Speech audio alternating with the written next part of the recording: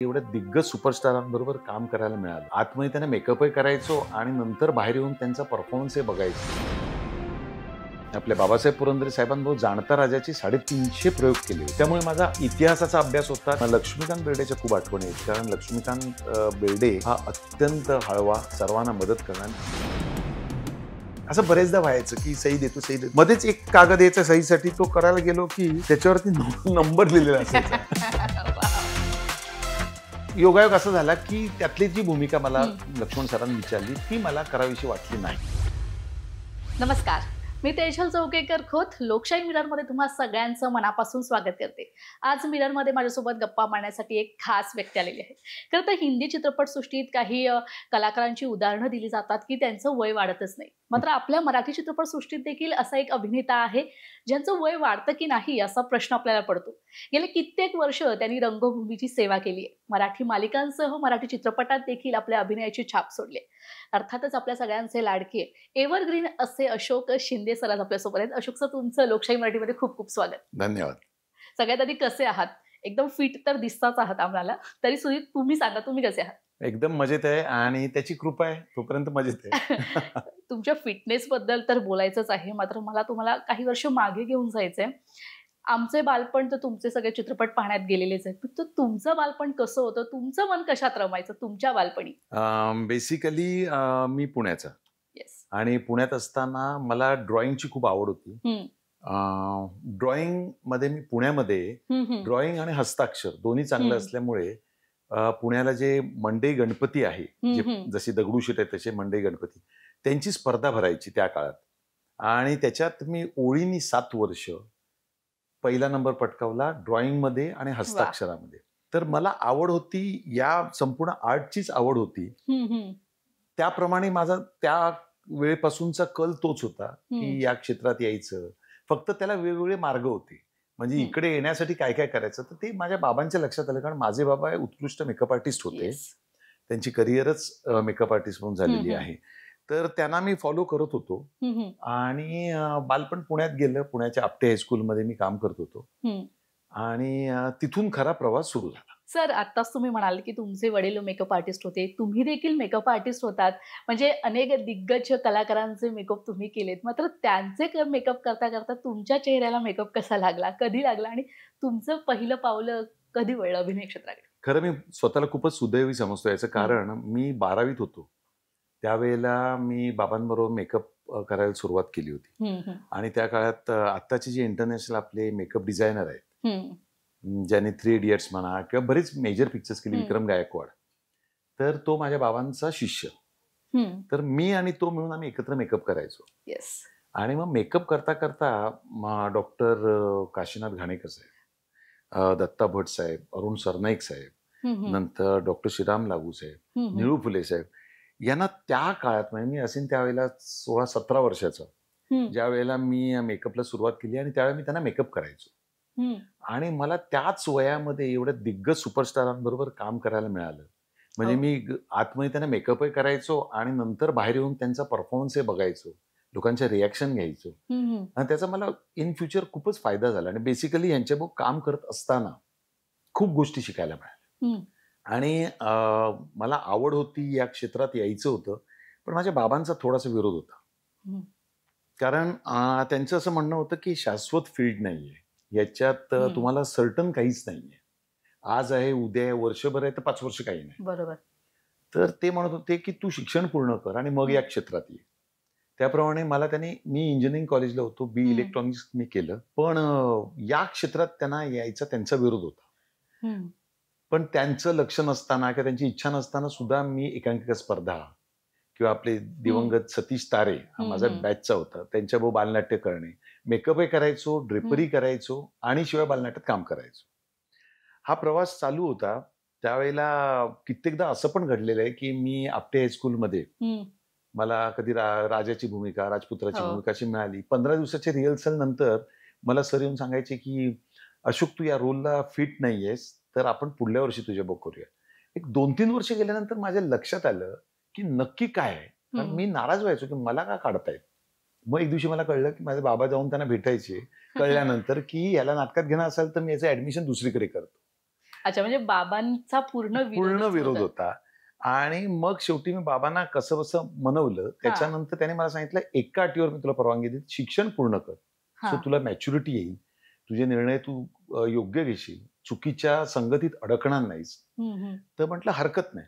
आणि त्या काळात मी बी इलेक्ट्रॉनिक्सला असताना, मेकअप अँड ड्रेपरी करत असताना, स्वर्गीय सुप्रसिद्ध संगीतकार राम कदम हे एका चित्रपटासाठी काम करत होते.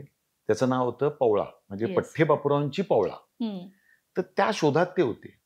आणि एका कार्यक्रमात बाबूजींचा, म्हणजे आपले सुधीर फडके साहेबांचा एक प्रोग्राम होता पुण्याच्या रेणुका स्वरूपमध्ये. तिथं संगीतकार राम कदमांचा म्युझिकचा प्रोग्राम होता. तर मला ड्रेपरी घेऊन, मेकअप घेऊन जाताना वगैरे बघितलं. त्याने एक दिवशी मला बोलवलं की इकडे, आम्हाला कार्यक्रमाच्या वेळेमध्ये बोलवलं आणि मला म्हणाले, काय नाव तुझं, अमकं अमकं. तर माझ्या बाबांना ते ओळखत होते, बबनराव शिंदेचा मुलगा म्हणून. तर मला म्हणते, तू काय करतो? म्हटलं, मी इंजिनिअरिंगला आहे. बरं, माझ्या घरी ये उद्या भेटायला. तर मला वाटलं की कॉस्ट्युम, मेकअप हे मी करतोय म्हणून बोलवलं. तर आल्यानंतर मी भेटलो, त्यांच्या पाया वगैरे पडलो. तर मला म्हणाले, एका चित्रपटाविषयी बोलायचंय. तर मी म्हटलं, हो, आमची ड्रेपरी पण आहे, मेकअप पण आहे. तर ते म्हणाले, नाही नाही नाही, त्यासाठी नाही, तू पठ्ठे बापूरावांना ओळखतो का? तर मी मेकअपमध्ये इतिहासावरती खूप काम झालं होतं. कारण मी आपल्या बाबासाहेब पुरंदरे साहेबांबरोबर जाणता राजाचे 350 प्रयोग केले होते. ज्याच्यात मी आणि विक्रम गायकवाड मेकअप आणि ड्रिपरी करायचो 350 लोकांना. त्यामुळे माझा इतिहासाचा अभ्यास होता. त्याचबरोबर पठ्ठे बापूराव पवळा, कविराय राम जोशी, आनंद फंदी वगैरे हे सगळे जे लोक होते त्यांच्याबद्दल माझं वाचन आणि या मेकअपमुळे मला तो सगळा हे मिळाला, म्हणजे स्टडी झाला माझा तो. तर हे करत असताना माझ्या लक्षात आलं की कशाबद्दल बोलतायत रामभाऊ. तर मी म्हटलं, मला पठ्ठे बापूराव माहिती आहे, तो रोल तुला करायचा. तर मला शॉकच बसला. पण म्हटलं, मी कधी काम केलं नाहीये सिनेमा, पण तू नाटकात काम करतोस. आणि त्या काळात मी पुण्यामध्ये ज्यांना मी आता माझे गुरु मानतो माझ्या पर्सनल लाईफमध्ये आणि या क्षेत्रातले, ते म्हणजे सुप्रसिद्ध अभिनेते मोहन जोशी. तर ते काम करत होते, त्यांच्या नाटकात काम करायचो. मग स्मिता तळवळकर मॅडमच्या बरोबर, बाळधुरी साहेबांबरोबर अपराध मीच केला, अशी प्रोफेशनल नाटकं पुण्यात इंजिनिअरिंग कॉलेज सांभाळून करत होतो. आवड होतीच. सतीश बरोबर बालनाट्य करायचो. हे करता करता ही संधी मिळाली आणि मग प्रवास सुरू झाला आणि डायरेक्ट ब्रेक मिळाला, ज्याच्यात मी पठ्ठे बापूरावांची भूमिका करत होतो आणि त्याच्यात मोहन जोशी साहेब सावकाराची विलनची भूमिका करतो. ही माझी पहिली फिल्म, जो मला ब्रेक मिळाला. नक्कीच सर. खरं तर मेकअप मुळे तुमची कनेक्टिव्हिटी अभिनय क्षेत्राकडे चांगलीच वळली असं म्हणायला हरकत नाही. सर, काही आधीचा एक काळ होता, तो मालिका विश्वांशी खूप कनेक्ट होता.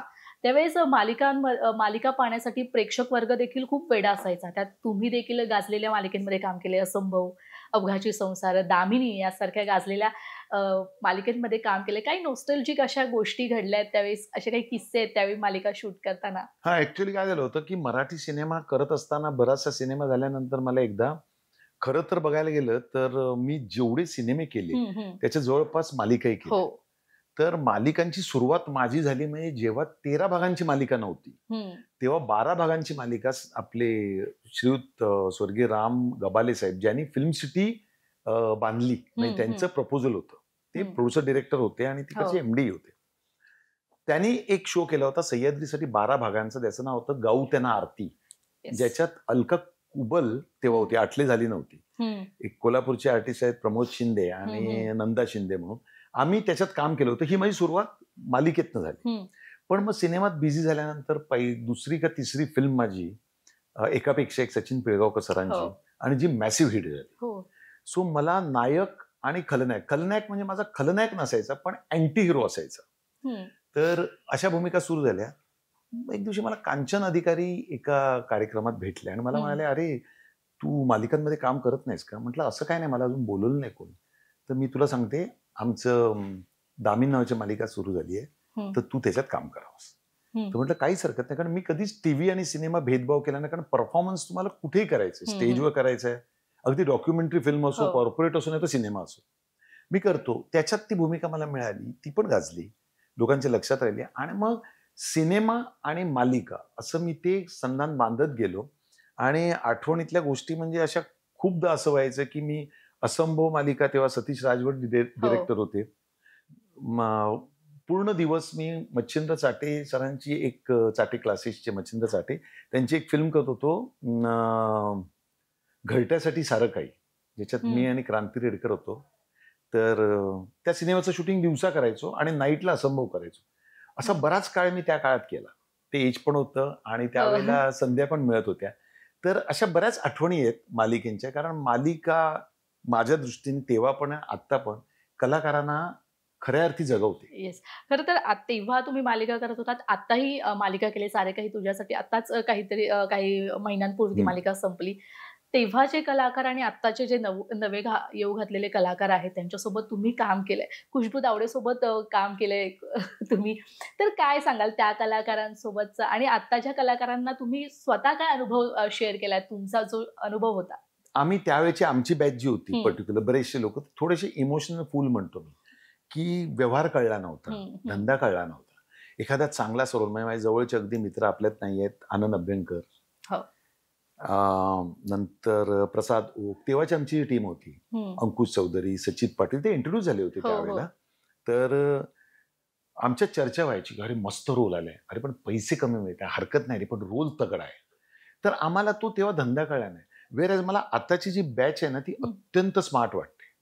एक तर पिकअप सेन्स चांगला आहे, नंतर ग्रास्पिंग पॉवर चांगली आहे आणि अत्यंत व्यवहारी आहेत. म्हणजे जेवढं भूमिकेसाठी न्याय देणार, कष्ट करणार, तेवढेच ते प्रॅक्टिकली पैशाचाही विचार करणार. त्यावेळेचे आमचे कलाकार होते ते फक्तच काम करायचे.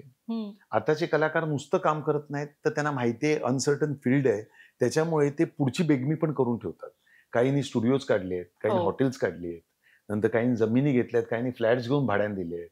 तर अशा प्रकारचा फरक मला जाणवला की ही बॅच जास्ती स्मार्ट आहे, आताची स्मार्ट आहे, हुशार आहे.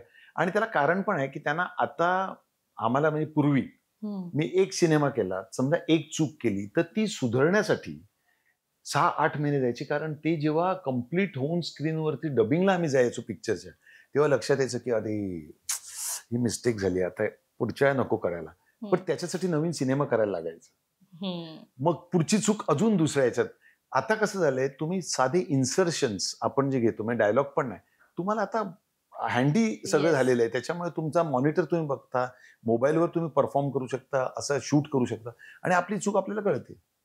असं करून त्याच्यामुळे ही बॅच मला जास्ती स्मार्ट वाटते. खरं तर आता फिल्म शूट करताना देखील खूप ॲसेसरीज आहेत, खूप ज्या पहिल्या नव्हत्या. सर, तुम्ही लक्ष्मीकांत बेर्डे म्हणा, सचिन पिळगावकरांसोबत काम केलेलं आहे. हमाल दे धमाल एकापेक्षा एक खूप, म्हणजे हे सिनेमे आता जरी लागले तरी पाहावेसे वाटतात. तेव्हा काही असे काही छान किस्से असतील तुमच्या मैत्रीचे, असे काही उलगडणारे, ते आमच्या प्रेक्षकांना सांगू शकाल? खरं तर सगळ्याच दिग्गजांबरोबर कामं केली. निळू फुले साहेब, अशोक सराफ साहेब, अनेक सिनेमे. कशात सराफ साहेब माझे वडील होते, तर त्या सिनेमात मी नायक होतो. कशात मी खलनायक होतो, त्याच्यात ते हिरो होते. तर अशा प्रकारचे सिनेमे करत असताना लक्ष्मीकांत बेर्डेच्या खूप आठवणी आहेत. कारण लक्ष्मीकांत बेर्डे हा अत्यंत हळवा, सर्वांना मदत करणार. आणि त्यावेळेला मी पुण्याहून आलो होतो आणि मी धडपडत होतो. त्यावेळेला मला कित्येक वेळेला लक्ष्मीकांतने त्याच्या घरीच बोलवलं, कारण मी मड आयलंडला शूटिंग करतो आणि तेव्हा ते अंधेरीला राहत होते. मला घरी घेऊन जायचा, रात्री जेवण वगैरे झालं की सांगायचं सकाळी जायचं तर आपण एकत्र गाडीने जाऊ. म्हणजे एक सपोर्टिव्ह म्हणतात ना, ते म्हणा, अशोक सराफ साहेब म्हणा, किंवा कधी निघाले शूटिंग वरून की तू कुठे जाणार आहेस, तेव्हा मी दादरला पेंगेस राहत होतो, नवीन नवीन आलो होतो तेव्हा. आणि एक छोटासा किस्सा, त्यावेळेचा प्रसंग मला आठवतोय की मी दादरला एक ठिकाणी, म्हणजे लोकांचा कसा त्यावेळेचा व्ह्यू होता, तर तेव्हा बंदिनी चालू होती. तर माझा एक असा रेकॉर्ड झाला होता की दुपारी 2ला टीव्ही सुरू झाला की बंदिनी, दामिनी, घरकुल, चांदणी मी तुझी, तिसरा डोळा, इन्स्पेक्टर, प्रत्येक मालिकेत मी असायचो. म्हणजे दुपारी 2 ते संध्याकाळी 7:30. आणि त्यावेळेला कॉस्ट्युम स्वतःचीच असायचे, म्हणजे स्वतःचेच कपडे घालायचे. मग ती इतकी तर परिस्थिती नव्हती की एवढे, पण ते त्यावेळेला ती सिस्टीमच होती की कपडे तुमचे असायचे. तर मी एक ठिकाणी पुण्याहून आल्यानंतर पेंगेसहून राहायला गेलो होतो. होकार झाला, सगळं झालं. आणि कालांतराने मी जेव्हा परत 1 महिन्याभरात गेलो, आपण म्हणतो ना धोती लोटा वगैरे घेऊन जातो तसं, तर मी घरी सांगून निघालो आणि मी पोचलो दादरला. तर मला त्या ज्या केअरटेकर होत्या मेन आजी, त्या म्हणाल्या की अरे अशोक, तू आलास बरं झालं, पण एक वाईट गोष्ट झाली. काय, आमच्याकडे जेवढे पेंगेस होते ना ते वाढले रे जुने, तर आम्हाला नाही म्हणता येत नाही, तर आमच्याकडे नाहीये जागा. बरं, तेव्हा अफोर्ड करू शकत नव्हतो भाड्याने घर, कारण लग्न झालं होतं, एक मुलगी झाली होती. तर मी म्हटलं आता जाऊ कुठे, मला प्रश्न पडला. आणि त्या आजी आतमध्ये गेल्या आणि गेल्यानंतर त्यांचा मुलगा बाहेर आला दुसऱ्या खोलीत. ते म्हटलं, अरे वा, तुम्ही परत तुमचा एपिसोड बघितला बंदिनीचा? म्हटलं अरे वा, थँक्यू. कसं काय येणं केलं? तर म्हटलं मी येऊन गेलो होतो, मी आपल्याकडे पेंगेस म्हणून राहायला येणार होतो. आम्ही पेंगेस सिस्टीम बंद केली म्हटली. तेव्हा मला स्ट्राईक झालं की अरे, आजी तर म्हणाल्या की पेंगेस जुना येतोय आणि हे म्हणाले की पेंगेस सिस्टीम बंद केली. तर मला काय कळेना. म्हणून मी तिकडनं निघालो. 2 रात्री मी पोपटलाल चाळ जिथं आहे दादरला, जिथं आपले सतीश पुळेकर साहेब राहतात वगैरे, तिकडे 2 रात्री मी बाहेर काढल्या. त्यावेळेला बाहेर एक भुर्जीची गाडी होती आणि एक पावभाजीची गाडी होती. त्याच्यासमोर एक बिल्डिंगचा कट्टा होता पोपटराव चाळीचा. तिकडे मी बसून राहायचो. तेव्हा मी भुर्जी आणि पावभाजी दोन्ही शिकलो. अख्ख्या रात्रीमध्ये, स्ट्रगलिंग मध्ये. आणि एक दिवशी मला असा निरोप आला की जिकडे मला एक जागा मिळाली होती, त्यांची अट अशी असायची की 7-7:30 पण घरी आलं पाहिजे आणि फिल्म लाईन मध्ये ते शक्य नव्हतं. तर मी म्हटलं कोण आहे, मला काय आठवेना. मग मला त्यांनी फोन केल्यानंतर मी तिकडे गेलो भेटायला. मग मला पेंगेस जागा मिळाली. म्हणजे लोक किती इन्व्हॉल्व असतात बघायच्या. आणि मग 15 दिवसानंतर त्या आजी मला म्हणाल्या की की अशोक काय झालं खरं सांगू का, तू पहिल्यांदा आलास ना त्यावेळेला आम्हाला बरं वाटलं की चांगल्या घरचा मुलगा दिसतो, पण बंदिनीचा एक एपिसोड आला रे, त्याच्यात तू निवेदिता सराफ, तेव्हाची निवेदिता जोशी होती, तर ती तुझी प्रेयसी दाखवली आहे आणि त्याच्यात तू ड्रग डीलर दाखवलायस. तर तू खूप कांड करतोस. आणि बंदिनीचा सब्जेक्ट होता की चूक केली की मग ती जेलमध्ये येणार हिरोईन आणि ती सांगणार की मी तुझी वाट बघीन, तू बरा होऊन आलास की. ती बंदिनी. म्हटलं अरे देवा. तेव्हा आम्हाला असं वाटलं की अशी लोक आपल्या घरात नको. मग म्हटलं आता कसं काय बोलवलं? तर ते म्हणाले की आता मधल्या काळात तेव्हा वैशाली दांडेकर नावाची एक ऍक्ट्रेस होती, हमाल दे धमाल मध्ये पण होती, तिच्याबरोबर केलं, ज्याच्यामध्ये माझा रोल होता की रस्त्यावरच्या सगळ्या गरीब मुलांना मी माझ्या घरी बोलवतो आणि त्यांच्यासाठी संस्था काढून लग्न न करता त्यांची सेवा करतो. तर हे त्यांनी बघितलं. ते म्हणाले की नाही हा तसा नाहीये, हा चांगला आहे मुलगा.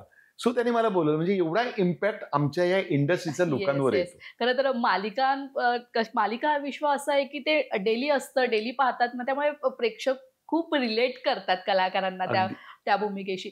सर तुम्ही अमिताभ बच्चनचे डाय हार्ड फॅन आहात, तुम्हाला अमिताभ बच्चन खूप आवडतात. त्यामुळे तुम्ही तुमच्या सुदैवाने म्हणा किंवा तुम्हाला विजय दीनानाथ चौहान हा सिनेमा करायला मिळाला, त्यात तुम्हाला त्यांची स्टाईल म्हणा, त्यांचे वाक्य असे सगळे तुम्हाला करायला मिळाले. तर तुम्ही कधी त्यांना ऑब्झर्व केलं होतं?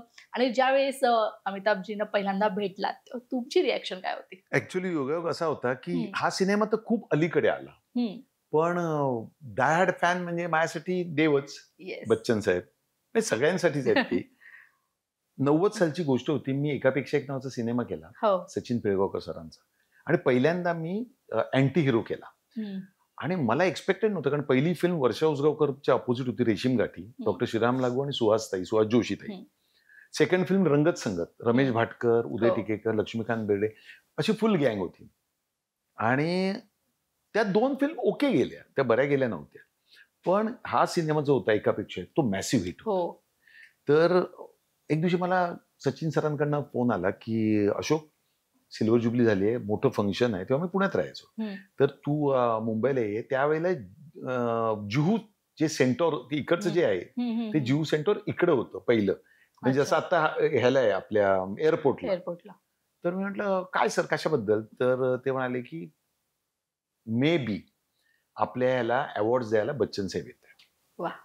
मला ते त्या काळामध्ये दुसरी तिसरीच फिल्म, मला पहिल्यांदा खरंच नाही वाटलं. मी बायकोला सांगितलं की म्हटलं असा प्रोग्राम आहे. तर सचिनजी म्हणाले की अशोक बायकोला घेऊन ये. म्हटलं बरं. मी गेलो, एका हॉटेलात उतरलो आणि ते स्वप्नवत दुनियेत होतो. हॉटेलला गेलो, 8 वाजताचा टाइम होता. तर मला असं वाटलं बच्चन साहेब 9-9:30 पर्यंत येतील, एवढा मोठा. आपण शिकण्यासारख्या गोष्टी म्हणतो ना, आम्ही सगळे बसलेलो होतो, कास्ट अँड क्रू, आणि बच्चन साहेब 8ला डॉट आले, चुडीदार कुर्ता शॉलवर घालून, क्लॅपिंग. त्यांचा आवाज ऐकायचा म्हणजे तरसलेले कान होते. आणि त्यांना बघितलं आणि योगायोग असं झाला की ट्रॉफी माझ्याकडे सिल्वर जुबलीची, ती घ्यायला गेलो आणि मी काय मला राहवलं नाही, मी त्यांच्या पाया पडलो. त्यांनी पण ते वेलकम. आणि खरंच त्या अर्थी तो आशीर्वाद मिळाला, तो आजपर्यंत उपयोगी पडलाय त्या दिग्गज कलाकाराचा. आणि त्यावेळेला त्यांचा मोठेपणा हा की ते म्हणाले की आता मी सगळ्यांना अवॉर्ड दिली, तर मी आता रजा घेतो, परवानगी घेतो. याचं कारण तुम्हारी फिल्म सिल्वर जुबली हुई है, तो आप लोग तो खुशी में हो. मेरी फिल्म कल रिलीज आहे आणि ती फिल्म होती हम, म्हणजे जुम्मा चुम्मा दे दे वाली. आणि त्यावेळेला ही काय मल्टिप्लेक्स नसल्यामुळे लिबर्टी म्हणजे आपल्या टाउनचं तिकडे त्यांचा प्रीमियर होता रात्री. अच्छा. तर ते म्हटले मुझे जाना है, मुझे ये टेन्शन है की ये फिल्म कैसे चलेगी, कैसे पसंद आते. मग थरोजंटलनेस एवढा की दिलेला शब्द तो योगायोग जो आला बच्चन साहेबांचा. त्याच्यानंतर बऱ्याच वर्षानंतर जेव्हा ही फिल्म ऑफर झाली, विजय दीनानाथ चव्हाण म्हणतात मला, त्यावेळेला काय अभ्यास करायची खरं तर गरज नव्हती, कारण अभ्यास ऑलरेडी झाला होता त्यांच्याकडे बघून बघून. पण त्यांची सिक्वेन्सेस येतात आणि त्याच्यात मी परफॉर्म करतो, असं झालं. एक योगायोग आला की त्यावेळेला आमच्या लोकांनी त्यांना कॉन्टॅक्ट केला की तुम्ही एका सीनला येऊन तो राजू जे कॅरेक्टर आहे हिरो, त्याला येऊन सांगता की अरे हे खोटं आहे, दिस इज रिअल लाईफ आणि रिअल लाईफ ह्यात फरक आहे, तर तू हे करू नकोस, खऱ्या आयुष्यात मी वेगळं आहे. पण काय झालं त्यावेळेला त्यांचं आजार पण आलं, त्याच्यामुळे ना किती प्रोलॉंग करायचं असं करत करत ना शेवटी आम्हाला ते हे करायला लागलं, लॉक करायला लागली फिल्म आणि रिलीज झाली. पण तो अमेझिंग एक्सपिरियन्स होता. पण त्या फिल्म बद्दल अमिताभजींनी काही फीडबॅक दिला होता, त्यांनी पाहिला? हा, त्यांनी आमचे जे प्रोड्युसर होते ना ते बेसिकली मोहम्मद भाई, म्हणजे मोहम्मद भाई हे भोजपुरी फिल्मचे प्रोड्युसर होते. त्यांनी पहिल्यांदा मराठी केला, तर त्यांनी त्यांच्याकडे गाणं पाठवलं, त्यांना ते गाणं पण आवडलं. ते गाणं आवडलं, त्यांनी कौतुक केलं, त्यांनी सगळ्या कलाकारांना माझ्यातर्फे सांगा. आणि त्यांचा तो पिरियड इतका फास्ट होता ना त्या काळात की फक्त आमची ना त्या सिनेमाच्या वेळी भेट नाही झाली, म्हणजे प्रीमियरला आम्ही प्लॅन केला काय काय वेळेला, पण त्यांचा आमचा कधी योग नाही आला. ती जी पहिली भेट झाली ती फायनल. अच्छा सर, आता मला एक गमतीशीर प्रश्न विचारायचा आहे. सिनेसृष्टीत आलात त्यानंतर तुमचा जो हँडसम हंक लुक होता, तो क्लीन शेव, एक प्लेन अशी सिंगल मिशी, ही तुमची आयडेंटिटी होती तेव्हा कधी असे तुमच्यासाठी असे कुठल्या लव्ह लेटर, कुठल्या मुलीचे पत्र तुम्हाला आलेत किंवा तुम्ही कोणाला पाठवलेत किंवा त्या आलेल्या लव्ह लेटरचे तुम्ही स्वतः काही रिप्लाय दिले, असं काही घडलंय त्यावेळेला? म्हणजे तसा मीडिया म्हणजे त्यावेळेला एवढं, म्हणजे आता जसं आहे ना की आता बरेच गॅजेट्स आहेत, तुम्हाला कॉन्टॅक्ट करा, म्हणजे फेसबुकवर बोलतच बसले आहेत, इन्स्टावरती देत आहेत मेसेज. त्यावेळेला तसं काही नव्हतं. पण कळायचं कधी जेव्हा आउटडोअरला जायचो ना त्यावेळेला जेव्हा भेटायला यायचे ना क्राऊड, म्हणजे गमतीतला भाग म्हणजे सही घ्यायची. असं बरेचदा व्हायचं की सही देतो, मध्येच एक कागद यायचा सहीसाठी, तो करायला गेलो की त्याच्यावरती नंबर लिहिलेला असायचा. मग मला असं कळायचं ना, तर पटकन आपण बघितलं की असं एक समोरून साईन कळायची की माझा नंबर आहे. अच्छा, म्हणजे असे प्रकार व्हायचे. किंवा थोडंसं त्यावेळेला तेवढं गट्स अँड डेअरिंग पण नव्हतं की एक्सप्रेस करावं, काय ना. पण असे प्रसंग आमच्या फील्डमध्ये येतात. म्हणजे कित्येक लोकांचे असे प्रश्न पण असतात की भेटल्यानंतर की त्यावेळेला असे होते, आता नाहीयेत, की शिंदे साहेब, म्हणजे आता मी प्रवासात असेल तर शिंदे साहेब तुम्ही आता हिरोईन्स बरोबर हे सीन्स करता, तर त्यावेळेला पत्नीची काय ऑब्जेक्शन नसतं का? तर त्याच्यात मला असं वाटतं की त्याची क्युरिओसिटी असते, कारण हे एक वेगळं जग आहे. त्यामुळे कधीच न चिडता त्याच्यावरती रिप्लाय देतो की तसं नाहीये. बेसिकली काय आहे, हा रील आणि रिअल लाईफ मधला फरक आहे. कुठली चुकीची गोष्ट करता काम नाही, कारण काय आहे, बघायला गेलं तर माझ्या आतापर्यंत ना जवळजवळ 41 42 हिरोईन झाले. त्यातली मी नेहमी गमतीत म्हणतो, त्या एवढ्या 42 हिरोईन्स पैकी एक हिरोईन होती वैभव मांगले. मालिकेत माझे पती सौभाग्यवती, मी त्याला नेहमी म्हणतो माझी हिरोईन आहेच. तर अनेक हिरोईन्स काम करताना ना जे संस्कार होते, जी शिकवण होती, की मला असं नेहमी माझ्या गुरूंकडनं सांगितलं गेलं होतं की तुमचं वागणं खूप इम्पॉर्टंट असतं. याचं कारण कधी जर असं झालं, प्रोड्युसरला सांगितलं की तुमच्या अपोजिट अशोक शिंदे आहे, बरोबर, आणि जर त्यांनी कोणी समोरच्या व्यक्तीने ती फिल्म टाळली तर ती माझी हार असेल. तर तुमचं इतकं डिसेंट बिहेवियर पाहिजे तुमच्या को आर्टिस्ट बरोबर की जेणेकरून ना लोकांना काम करायला तरसलं पाहिजे की नाही त्यांच्यावर काम करून मजा येईल, पॉझिटिव्हिटी पाहिजे. त्यामुळे कधीच असा प्रसंग आला नाही की जेणेकरून वादळ उठेल. कित्येकदा असं नटांच्या बाबतीत ते तुमच्या हातात आहे. मला वैयक्तिक असं वाटतंय की ते तुम्ही कसं हँडल करता. तर असे प्रसंग अनेक झाले त्यावेळेला. बरं, आता तुम्ही म्हणालात की माझी एक हिरोईन होती वैभव मांगले, तर त्यांच्यासोबत सीन शूट करताना, म्हणजे असा सीन शूट करताना कधी असं तुमच्यात अशी चर्चा झाली आहे की खूप असा मेकअप वगैरे, म्हणजे फिमेल ऍक्टर म्हटल्यावर खूप साऱ्या गोष्टी होतात, अशा कधी कुसपुस झाली तुमच्यासोबत? हो, कारण काय व्हायचं त्यावेळेला आमचे अगदी जवळचे मित्र, आजही आम्ही त्यांना मिस करतो, रमेश भाटकर साहेब. रमेश भाटकर साहेब होते, अद्वैत दादरकर होता, नंतर वैभव आणि मी, आम्हाला वेगवेगळ्या रूम होत्या, पण गप्पा मारण्यासाठी आम्ही एकाच रूममध्ये जमायचो. पण व्हायचं असं की आम्ही जेव्हा जमायचो आणि सगळे गप्पा मारायचो, तिथेच वैभव मांगले मेकअप करायचे आणि आमच्या समोर ती कम्प्लीट स्त्रीपात्र उभं राहायचं.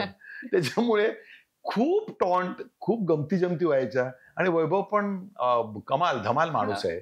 एक तर तो उत्कृष्ट आर्टिस्ट आहेच आहे, पण त्याला सेन्स ऑफ ह्युमर, त्याचा ह्युमर चांगला आहे. त्याच्यामुळे इतके विनोद व्हायचे. आणि तो आला ना तयार होऊन की आम्ही त्याला खूप चिडवायचो, काय ना की तुझ्या पापण्याच राहिले, तू असाच उभा राहा. तर खूप धमाल केली आम्ही. स्पेशली भाटकर साहेब खूप धमाल करायचे त्यांच्याबरोबर. तर असे प्रसंग घडले आमचे. सर, आता मगाशी म्हणालात की काही रोमॅन्टिक सीन वगैरे शूट करताना, म्हणजे तेव्हाचा काळ असा होता ना, प्रत्येक नायिका, मराठी नायिका असायच्या, नवनवीन नायिकेसोबत तुम्ही काम केला. त्यावेळेस रोमॅन्टिक सीन करताना थोडीशी धाकधूक म्हणत होती, कारण की आत्ताचं युग तर जसं ही फ्रीली आहे, आता इतका तो एम्बॅरेस फील नसतो. तेव्हा कसं असायचं रोमॅन्टिक सीन शूट करताना? ऍक्च्युली ना, आपला आता जो समज आहे ना की आता एम्बॅरेसिंग पोझिशन होत नाही, ती मुवमेंटच अशी आहे की एक तर 70 ते 100 लोकांचं, म्हणजे 70 लोक किंवा 100 लोकांचं युनिट असतं. जास्ती ऑकवर्ड फील मुलींना होतं, म्हणजे अपोजिट जेंडरला होतं. याचं कारण काय, मॅक्झिमम जेंट्स असतात सेटवरती आणि असे काही सीन्स असतात. आम्ही त्यावेळेला करताना इतकी सभ्यता होती की हिरोईन आणि हिरो जवळ आले की नेहमीप्रमाणे गुलाबाचं फुल मध्ये यायचं. म्हणजे रोमांस सुरू झाला आणि तिथं रोमांस संपला.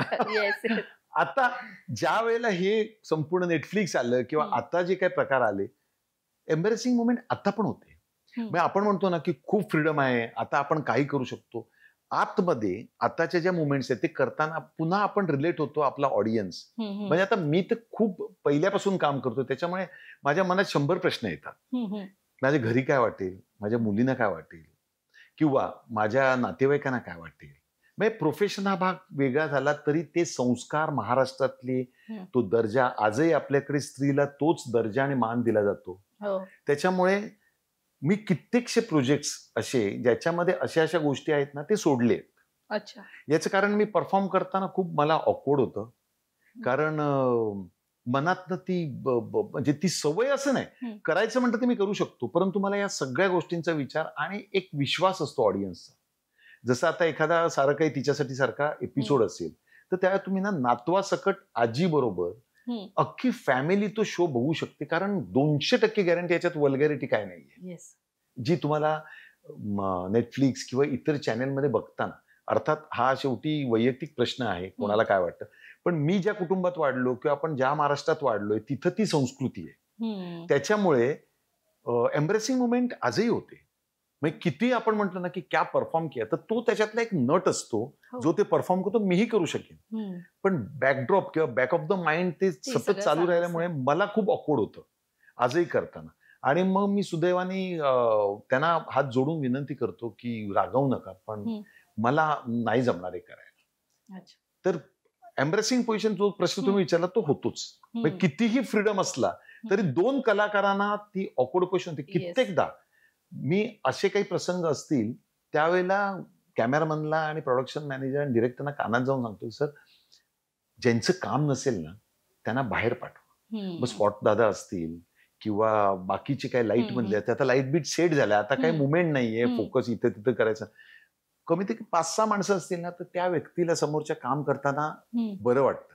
व्हायचं वरचा समजा 70 बायका असतील आणि माझा सीन असेल मुलीबरोबर, तर मला पण ते ऑकवर्ड पोझिशन होणार आणि ते ऐकलं जातं, कारण त्यांच्यावर पण ते संस्कार आहेत.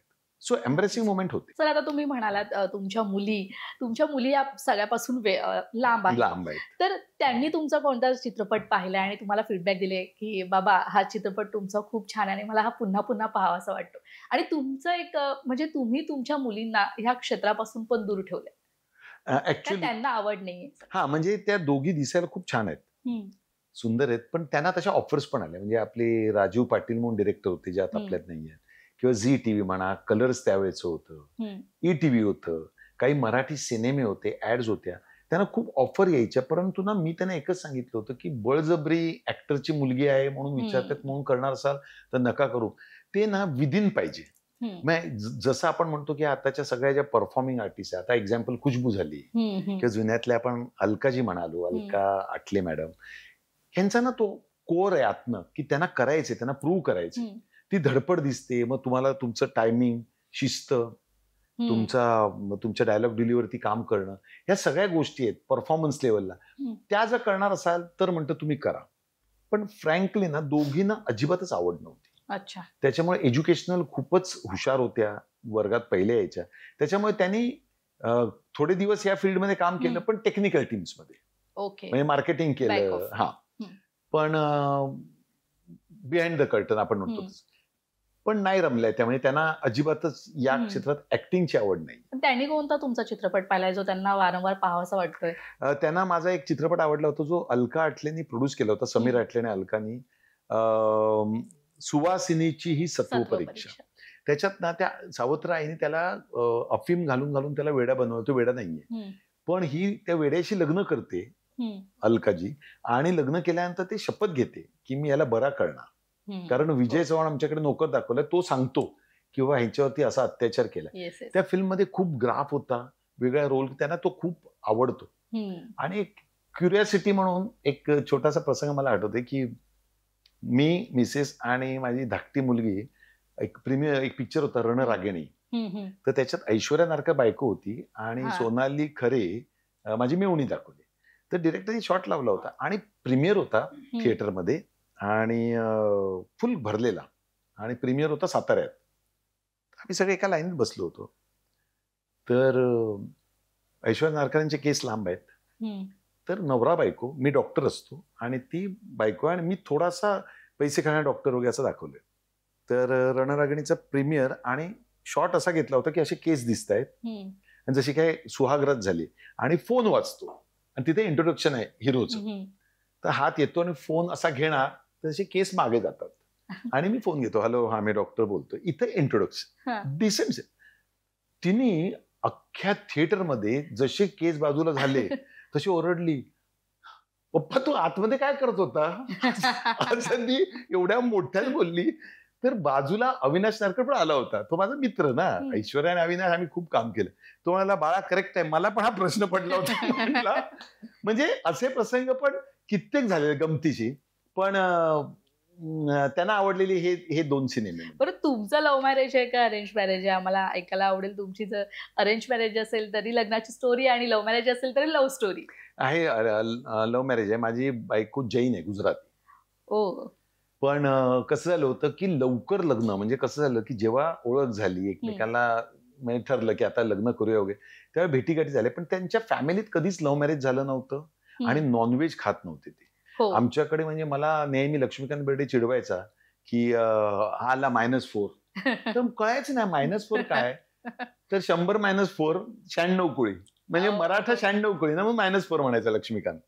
तर त्यांना प्रश्न पडला की एक तर मराठा, मांस मच्छी खाणारे आणि त्यातून फिल्म लाईन मध्ये काम करणार. बरं, त्यांचा काही नाही, ते सगळे डॉक्टर फॅमिली, त्यांचे सगळे वडील, काका, मामा. तर करायचं काय? मग मिटिंग झाली. मग त्यांनी एक प्रपोजल दिलं की बाबा केलेत तर 6 महिन्यात करा, नाही तर विसरा. याचं कारण, उद्या जर तुमचं काही बिनसलं तर आमच्या सोसायटीत त्याच नजरेने बघणार की मांस मच्छी खाणारा मुलगा होता, सिनेमा लाईनीत काम करायला निघाला होता, तर आम्ही कसं काय ऍक्सेप्ट करू. आणि एक आई वडील म्हणून त्यांचे करेक्टच होतं. इतक्या लवकर लग्न झालं, 1 वर्षाचे डिफरन्स आमच्या दोघांमधला. मी होतो त्यावेळेला 24 आणि ती 23. अच्छा. पण एक बरं झालं की त्यावेळेला होकार मिळाला आणि लग्न झालं. त्याच्यामुळे लवकर लग्न झालं, लवकर मुलं झाली. मला असं वाटतं की तुम्ही फिट अँड फाईन असेपर्यंत तुमची मुलं जर सेट झाली तर कधी आई वडिलांची मदत लागली तर तुम्ही तेवढे खमके असता. नक्कीच. पण आता खूपच, म्हणजे प्रत्येकालाच लग्नाचा पिरियड बदललाय. म्हणजे 30-32च्या आधी तो कोण करायला तयार नाही. काही 35-38 वर गेलाय, पण त्यांचा चॉईस आहे आताच्या मुलांचा.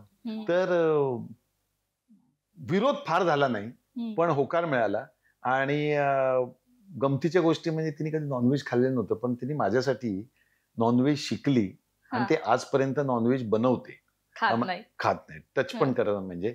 म्हणून त्याच्यामुळे कित्येकदा घरात असं नॉनव्हेज वगैरे असेल तर काही वस्तू आणायच्या. आता कसं लेशियस वगैरे कंपन्या आल्या, ते सगळं क्लीन करून, पण ते जाऊन आणणं, ते क्लीन करणं. म्हणून मी ना वेळात वेळ काढून शूटिंग मधनं ना ऍडजस्ट करून तिच्या बरोबर जातो, कारण मला ते इतकं ऑकवर्ड होतं. जो माणूस खाणार नाही तो आपल्यासाठी बनवणार. सो मी ते पाळलंय की जेव्हा आणायचे तेव्हा मी बरोबर जातो. खरं तर अंडरस्टँडिंगमुळे जो संसार इतक्या वर्ष टिकला असं म्हणायला हरकत नाही. सर, लक्ष्मण उतेकर तुमचे खास मित्र आहेत आणि छावा या सिनेमासाठी तुम्हाला त्यांनी ऑफर देखील केली होती. तो सिनेमा आज खूप छान गाजतोय. ब्लॉकबस्टर हिट आहे. येस, काही कारणास्तव तुम्हाला तो सिनेमात काम करता नाही आलं. मात्र जेव्हा एखादा मराठी कलाकार हिंदी चित्रपटात काम करतो तेव्हा त्याचं वजन वाढतं का कमी होतं? तुमच्या मते तुम्हाला काय वाटतं? Good question.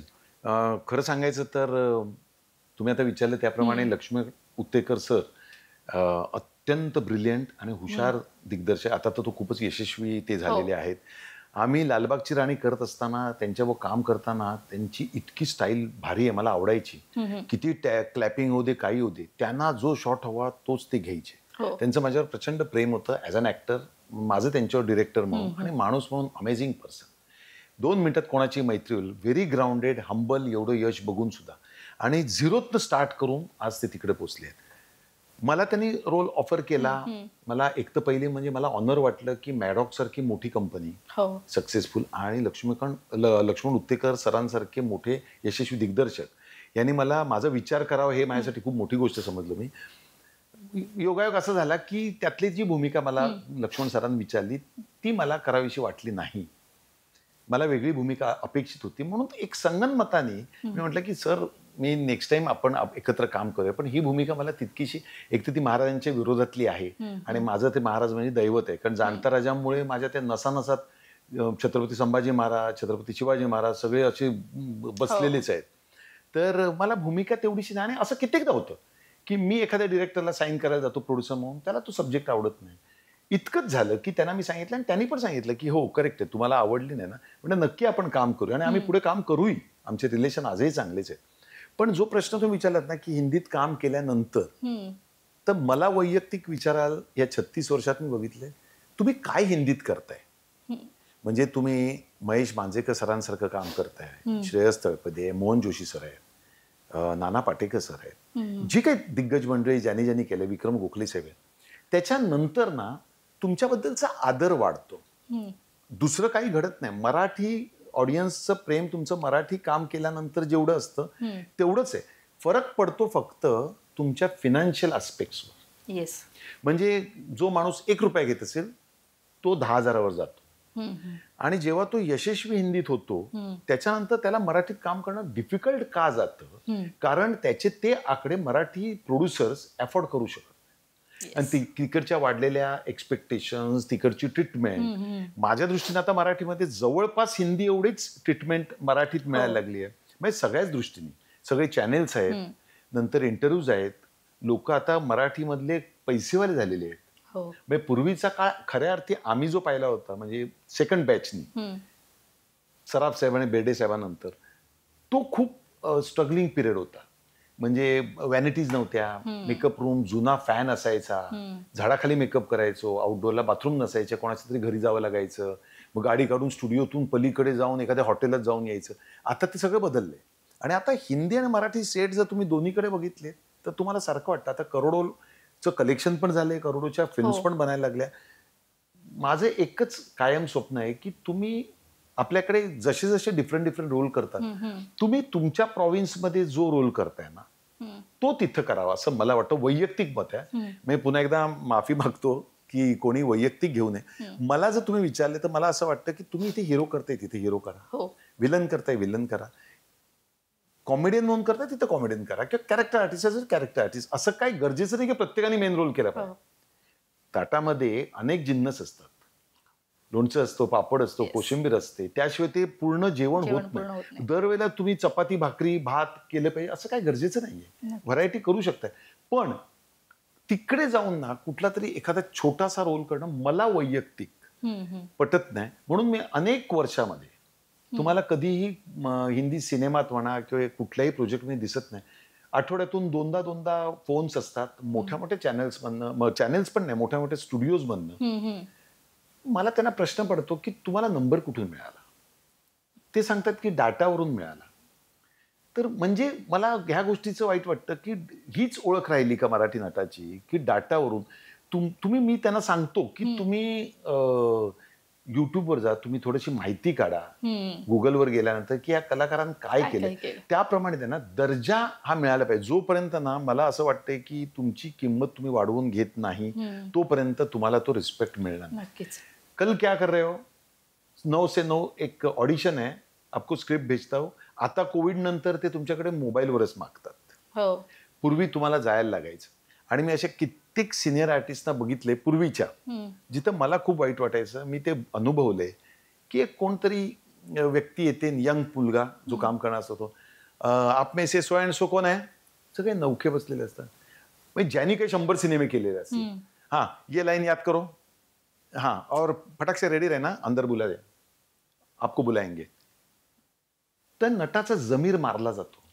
कारण त्यांनी एक ऐश्वर्य पाहिले, त्यांनी एक राज्य केलेलं आहे आणि मग तो काय आज जाऊन परफॉर्म करणार. आणि ह्याच्यानंतर कळतं की काय रोल आहे, तर 2 दिवसाच्या पोलिसाचा रोल आहे किंवा शेजारच्याचा रोल आहे, कुठला तरी अमका रोल आहे.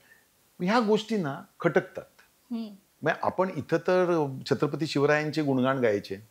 मला अजून आठवतं जाणता राजामध्ये जेव्हा पहिलं सैन्य तयार केलं तेव्हा छत्रपती शिवाजी महाराजांनी 16 वर्षाचे होते तेव्हा सगळ्या सवंगड्यांना सांगितलं होतं की सवंगड्यानो, कोणी आपल्यावर प्रेम केलं नाही तरी चालेल, कोणी आपल्याला प्रेम केलं नाही तरी चालेल, कोणी आपल्याला मदत केली नाही तरी चालेल, पण कोणी आपली कीव करता कामा नये, दया दाखवता कामा नये.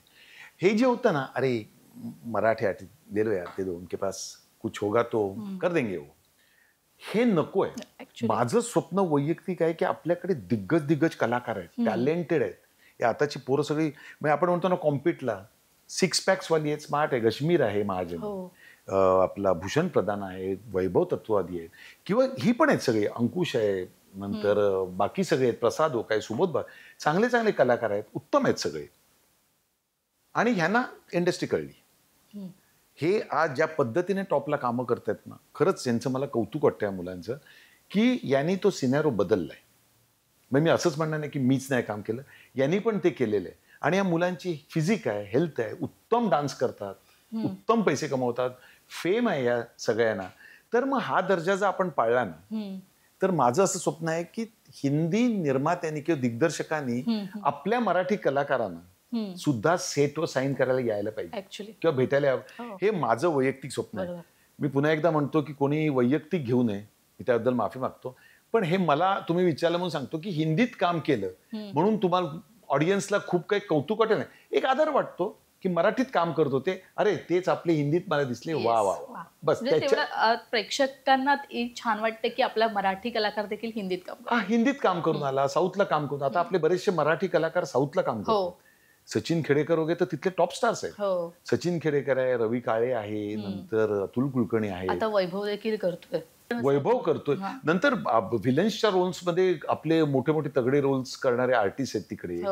अजय पुरकरने आता केलं, नंतर आपला हा देवदत्त नागे आहे. या सगळ्यांचं कौतुक आहे. आणि ती लँग्वेज करणं, पाठ करणं, हे करणं, तर कौतुक हे आहे की वेगवेगळ्या भाषांमध्ये जसं सिंगर्स वेगवेगळ्या भाषांमध्ये करतात तसं कौतुक हेच आहे की त्यांनी इकडे केलं तसं हिंदीत केलं, बाकी काही फरक पडत नाही. म्हणजे तिथं केलंय म्हणून तुम्हाला काही वेगळी ट्रीटमेंट मिळेल असं काही घडत, फक्त त्या प्रेक्षकांना एक मनाचा दिलासा असतो. परवा त्या सिनेमात बघितलं तुमचं त्याच्यातलं काम छान होतं, कारण ते हार्डकोर मराठीवर प्रेम करतात. सिरियल सुद्धा ना, म्हणजे मी 1400 भागांची 4-4, 5-5 वर्षाचे सिरियल केलेत. स्वप्न सौभाग्याचे किंवा या अवघाची संसार 1012 एपिसोड किंवा असंभव, ह्याचे ना लोक इतकं भरभरून प्रेम करतात आणि त्याच्याचमुळे लोक तुम्हाला कास्ट करत राहतात. आज मोठे मोठे चॅनल्स रेड कार्पेट देतात का, तर तुम्ही अनेक वर्ष तशा प्रमुख भूमिका करत आलेल्या. सो तुम्हाला ना ते तुमचं काम केल्याचं जपलं पाहिजे. म्हणजे तो दर्जा तुम्ही जर घालवलेत ना, आणि म्हणून माझा एक अगदीच इम्पॉर्टंट असा मेसेज खरं तर सांगायला गेलं तर, जे माझ्या बाबांचं म्हणणं होतं की शाश्वत फील्ड नाहीये. त्याच्यामुळे ना तुमचा खिसा भरलेला असेल किंवा ज्या 1 तारखेच्या बेसिक गरजा आहेत त्या ज्या तुमच्या सेट केलेत.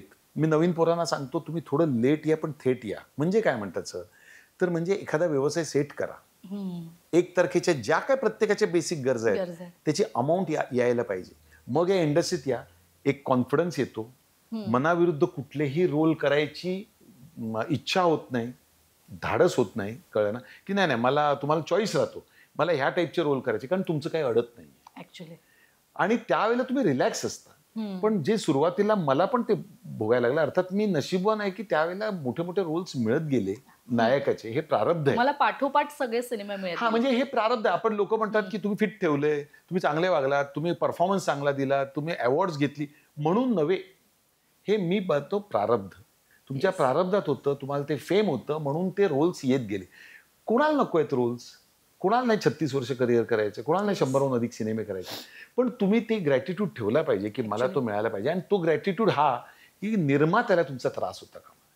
कारण एक कलाकार आधी उत्तम माणूस असायला असतो. म्हणजे तो एवढी सगळी जद्दोजहद करून 2-2.5 वर्ष धकाधकीच्या जीवनात करून काही करोड जमवतो आणि पिक्चर बनवतो. मग तुम्ही त्याला कोऑपरेट नाही केलं आणि तो निर्माता जर गेला तर संपलं ना. म्हणजे निर्माता जगला तर 100 लोकांची युनिट जगतं. सो माझा हाच म्हणजे खरं तर या लोकांना सांगणं आहे की तुम्ही जर एक बाजू सेट केलेत ना तर तुमचा इथला प्रवास खूप सोपा होतो. खरं तर सर तुम्ही आता खूप छान बोललात, खूप छान मार्गदर्शन देखील केलं असं म्हणायला हरकत नाही. तुम्ही अनेक चित्रपटात काम केलं, नायक, खलनायक देखील तुम्ही भूमिका पार पाडली आहे. तर असेच काही सिनेमे आहेत त्याच्या मी काही स्क्रीनशॉट काढलेत तर तुम्हाला मी दाखवणार आहे. तुमच्या काय आठवणी जागा होत आहेत ते फोटोज पाहून, स्क्रीनशॉट पाहून ते आम्हाला ऐकायचे आणि त्याच्या काही किस्से असतील थोडक्यात आम्हाला सांगितले तरी चालेल. हो हो. माझा अत्यंत जवळचा मित्र, खूपच म्हणजे आजही आम्ही खूप मिस करतो, म्हणजे लक्ष्मीकांत बेर्डे. हा सिनेमा हमाल दे धमाल.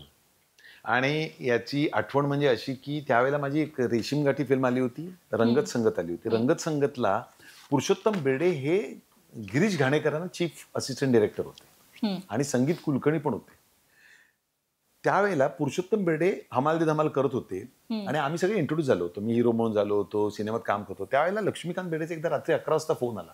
अशोक, ते पुरू म्हणायचे, अरे पुरू एक सिनेमा करतोय तर आपण सगळ्यांनी त्याच्यात काम करायचं. मी मेन रोल करतोय कारण हिरो लक्ष्मीकांत होता आणि त्याच्यात अनिल कपूर आहे. ज्यावेळेला अनिल कपूर सुपरस्टार झाले होते, म्हणजे त्यावेळेला राम लखन आणि तेजा सुपरहिट होतो. तर सचिन पिळगावकर सर, महेश कोठारे सर, रमेश भाटकर साहेब, मीच नवीन होतो. आपण सगळ्यांनी करायचं आणि आम्ही पुरुषोत्तम बेर्डेंसाठी हा सिनेमा केला. मग काय रोल आहे तर निळू फुले माझे सासरे, लक्ष्मीकांत बेर्डे आणि त्याची बहीण, हे दोघं.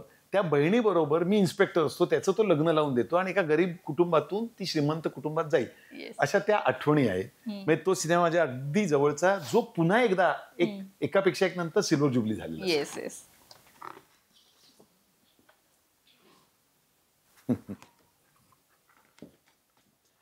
हे काय आमचे दिग्गज गुरुवर्य. हा सिनेमा यशवंत, म्हणजे मी आतापर्यंत फक्त एकाच हिंदी सिनेमात काम केलंय आणि तेही पाटेकर सरांच्या कृपेमुळे. त्याच्यात सीएमचा मुलगा जो निगेटिव्ह आहे आणि तो गेस्ट अपीअरन्स आहे. पाटेकर सरांना मी भेटलो, असं असं आहे कर म्हटले आणि ते इतके सपोर्टिव्ह आहेत. त्याच्यात मी मुलींची छेड काढतो आणि त्याच्यानंतर ते मला येऊन मारतात.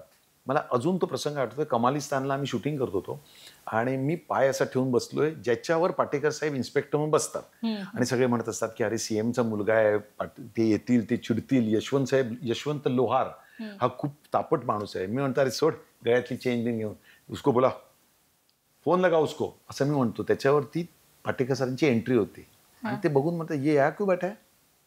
तर मी म्हणतो उसको क्या पूछता है, इधर आ तू. आणि तो इन्स्पेक्टर दाखवलेत ते येतात आणि आता आमची फाईट होती. तो सिक्वेन्स तुम्ही बघा, झी5 आहे. ते एवढं मारतात मला आणि मी नवीन होतो त्यावेळेला, म्हणजे एकापेक्षा एक वगैरे झालं होतं. तर आले आणि मला म्हणाले इकडे. त्यांचं खूप प्रेम असतं ते कुठल्याही कलाकार. फायटरला बोललो इधर आ, एक काम कर, याच्या इथे इथे इथे इथे इथे 7-8 ठिकाणी पॅड लाव. तर मी म्हटलं नाना सर का, ऐक माझं. मी म्हटलं म्हणजे मारणारात म्हणून लागू शकतं. म्हटलं नाही चालेल, तो जोश असतो ना, नाना पाटेकर मारणार वगैरे त्यावेळेला गेलं. तर म्हटलं ओके. पहिला शॉट होता, ते येतात, काठी घेतात एका हवालदारच्या आणि माझ्या पायावर मारतात. त्याचा पुढे होतो तर असे उचलून मला खाली आपटतात.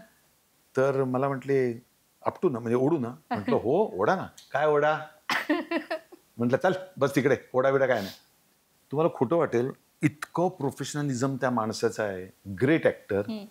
त्यांनी मला सांगितलं मी जिथं जिथं हे पॅड लावलंय मी तिथंच मारणार आहे. तू भलतीकडे रिॲक्ट होऊ नकोस की आता मी मारेन म्हणून आधीच की रिटेक होईल, हा वन शॉट होऊ दे. मी स्वामी समर्थांचं नाव घेतलं, घरच्यांची आठवण काढली, कारण यांचा पर्सनॅलिटी आणि यांचा जोश. पण तुम्ही विश्वास नाही ठेवणार, अख्खी fight one shot one scene आहे. त्यांनी मला तिथेच मारलं जिथे पॅड होतं, आणि मला आठवतच नाही की मला कुठे दुसरीकडे टच झालाय. आणि शॉट झाला, क्लॅपिंग झालं, सगळं झालं. आणि मी गेलो आणि म्हटलं, एकदम हातात हात घेतला. म्हटलं, सर तुला लागला ना कुठे? म्हटलं, कुठेच नाही हो. कसं काय? त्यासाठी तुला लावलं होतं. आपण शिकतो ना, तशा त्या आठवणी होत्या.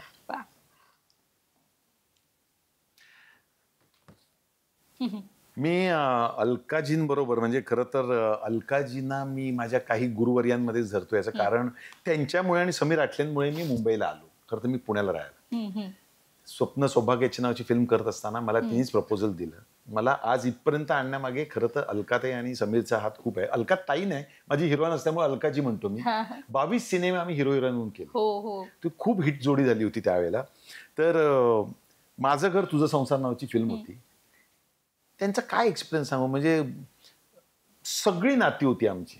म्हणजे त्या हक्काने मला सांगायची, ही फिल्म कर, ही करू नको, या शाळेत मुलींसाठी ऍडमिशन घे, इथं राहायला जा. म्हणजे मुंबईतली पहिली जागा सुद्धा समीर आणि अलकाने मिळवून दिली भाड्याची. त्यामुळे त्या गुरुस्थानी आहेत. इथपर्यंत येणाऱ्या प्रवासामध्ये त्यांचा खूप मोठा हात आहे.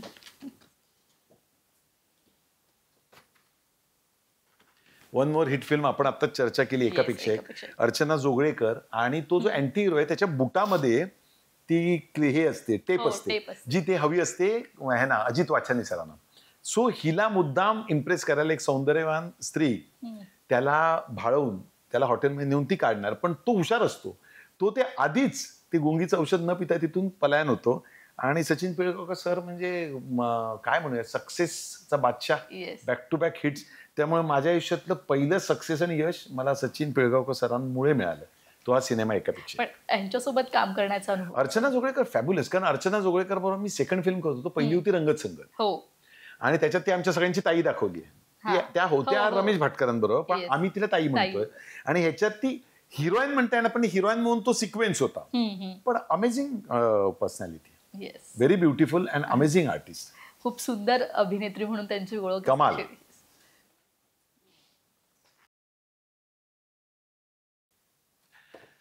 माझा मित्र अजिंक्य देव आणि आम्ही, ही फिल्म होती ती ऍक्च्युली रिमेक होता. रिमेक म्हणजे 2 फिल्म झाल्या होत्या. सनदी अण्णा नावाची एक साऊथ इंडियन फिल्म होती, ज्याच्यावर दादा कोंडके साहेबांनी वाजवूका केली होती.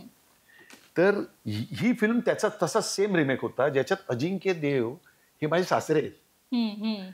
आणि त्याचा डबल रोल आहे. म्हणजे सुरुवातीला अश्विनी भावे बरोबर अजिंक्य देव आहेत, आणि मग त्यांची जी मुलगी आहे ती माझी बायको होती. ती हेमांगी राव म्हणून ऍक्ट्रेस, आता त्या करत नाहीत पण पूर्वी काम करायच्या. तर फुल टीम होती. अजिंक्य देव होते, अश्विनी भावे होत्या, नंतर प्रकाश देवळे त्याचे डिरेक्टर होते, आणि विजय चव्हाण होते, डॉक्टर श्रीराम लागू होते, आशालता बाबगावकर होते. एक सुपर हिट असा संपूर्ण फॉर्म्युला होता. अशी ती फिल्म होती. खूप चांगल्या आठवणी आहेत. हा एक तुमचा बेस्ट सिनेमामधला एक सीन शूट करतानाचा काय किस्सा होता? हो, विजय दिना चव्हाण करताना मला खूप चांगले चांगले अनुभव आले. एक तर मेन रोल होता. दुसरी गोष्ट, खूप जीव तोडून मी काम केलं. त्याच्या प्रमोशनसाठी सुद्धा मी ऑल ओव्हर महाराष्ट्र फिरलो. सगळ्यांना हा सिनेमा खूप आवडला, आणि स्पेशली ना तो जेवढा इंटिरियरला चालला, कारण तो सब्जेक्टच तसा होता.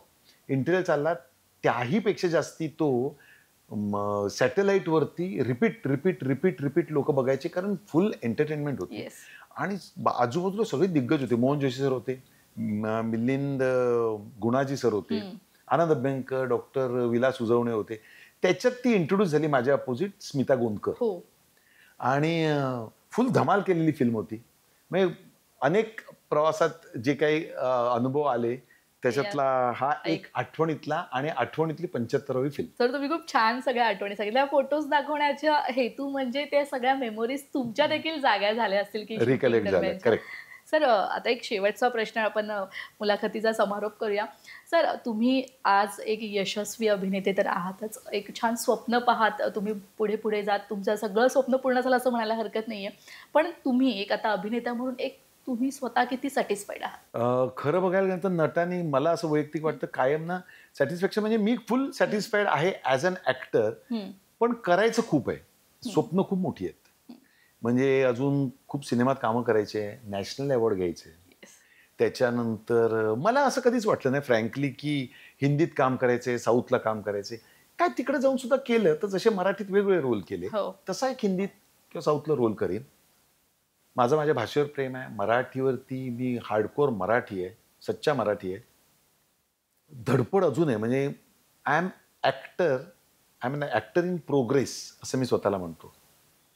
आजही 1200 एपिसोडची मालिका असेल तर मी रोज, माझा असा कुठलाही शो नाही की ज्याचे अनेक कलाकार मला म्हणतात आता काय रे 100 नंतर काय बघायचं, किंवा मी विचारतो कालचा एपिसोड बघितला, नाही सर आता काय कालचा नाही बघितलं. मी त्यांना सांगतो त्याचे पैसे तुम्ही घेता आणि आपण ना प्रोग्रेस करतो. काल आपलं चुकलंय, आज आपण काय करायचं. मी 1200चे 1200 एपिसोड सगळे बघतो, इतरांचे बघतो आणि रोज शिकत असतो. मी आजही घरी कुठल्याही भाषेतले फिल्म्स मोकळा वेळ मिळाला की बघत असतो आणि त्याच्यातनं तुम्हाला शिकायला मिळतं. मी आजही शिकतो की आता त्यांनी जी ॲक्शन केली चांगली, ही ॲडिशन कुठेतरी घेता येईल किंवा असं आपल्याला फॉलो करता येईल थोडं वेगळ्या पद्धतीने, कॉपी न करता. ह्यानी कसा पीच पकडलाय, ह्यानी कॅरेक्टर कसं पकडलंय, हातवारे कसे करतो, ऑब्झर्वेशन. आणि ते तुम्हाला सिव्हिल लाईफमध्ये पण आता मी तुमच्याकडे बघतोय तर तुम्ही एक हुशार अँकर म्हणून परफॉर्म करताना हातवारे कसे करताय, तुमचे लुक्स कसे आहेत, कॅमेरामॅन दादा आहेत, बाकीचे सेटवर आहे, ते ना ऑब्झर्वेशनमुळे ना मी सतत त्या शोधात असतो. आणि मला असं वाटतं की आता ज्या मी 2-3 फिल्म्स करतोय, मी आता एक रिसेंट करतोय आजचा दिवस, अल्कोहोलिझमवर आहे. ही टॅगलाईन आहे ह्यांची, मुक्तांगणची, आजचा दिवस 1 डे ॲट अ टाइम, ज्याच्यात मी प्रमुख भूमिका करतोय. अच्छा. तर त्याच्यात मला खूप अनुभव बघायला मिळाले. म्हणजे ड्रिंक घेणारे लोक, त्यांच्या आयुष्याचा ऱ्हास कसा झाला. तर मला अजूनही काही मी भूमिका ज्या करतोय आता सिनेमांमध्ये, त्याच्यात मला खूप शिकायला मिळतं. आणि मे बी ना ह्या वृत्तीमुळेच कदाचित मला कामं मिळत असावी, की झालं आता खूप कामं झालं. 175हून जास्ती सिनेमे झाले, 106 मालिका झाल्या. तर मग आता काय रुटीनमध्ये काय परफॉर्म करायचं नाही. मी आजही त्या दिग्दर्शकाला विचारतो की तुम्हाला काही चेंजेस हवेत का. म्हणजे एक्झाम्पल, मी असंभव करत असताना मी सतीश सरांना विचारलं, राजवाडेंना, की म्हटलं मी अँग्री असा तो निगेटिव्ह विलन करत होतो, तर मला एक छोटीशी झालं, कारण ते उत्तम ॲक्टर आहेत.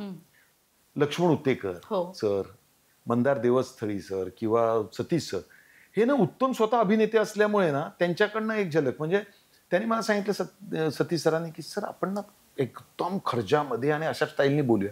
मी म्हटलं मी करून बघतो, तुम्ही बघा. त्याने ॲप्रिशिएट केलं. तो रोल इतका गाजला. किंवा मी ज्यावेळेला लालबागची राणी करत होतो तेव्हा लक्ष्मण सरांना मी सांगितलं, त्यांनी मला पहिलं बघितल्यानं म्हटले, सर तुम्ही हिरोसारखे अशा सगळ्या गेटअप बिटअप आहे, त्या मुलीचा बाप आहे जी थोडीशी स्पेशल चाइल्ड आहे, तर काय करूया. तर म्हटलं सर माझ्यावर सोडा, मी मेकअप आर्टिस्ट आहे, चष्मा, माझं केसाची स्टाईल, एकच कपड्यावरती अख्खा सिनेमा करायचा आहे. आणि मी सगळं करून त्यांच्यासमोर उभा राहिलो. ते म्हणाले मला अशोक शिंदे दिसता कामा नये, मला तुम्ही काहीतरी वेगळं करा. त्यांनी बघितलं, ते म्हटले आपण चष्मा बदलूया, त्यांना जे हवं असतं ते. म्हणजे तुम्ही सांगाल तसे, मी ॲक्टर आहे. ते म्हणाले 4-5 चष्मे मागवले, तोपर्यंत शॉट घेतला नाही हा, ते चष्मे घेऊन घेतले. म्हटलं हा चष्मा.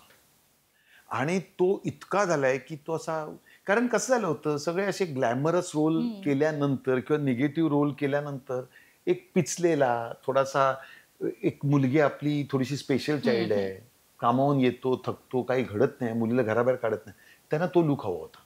आणि त्यांनी बघितल्यानंतर सीन बघितलं आणि ॲप्रिशिएट केलं. ही क्वालिटी आहे ना, ही ऑब्झर्वेशन म्हणणे.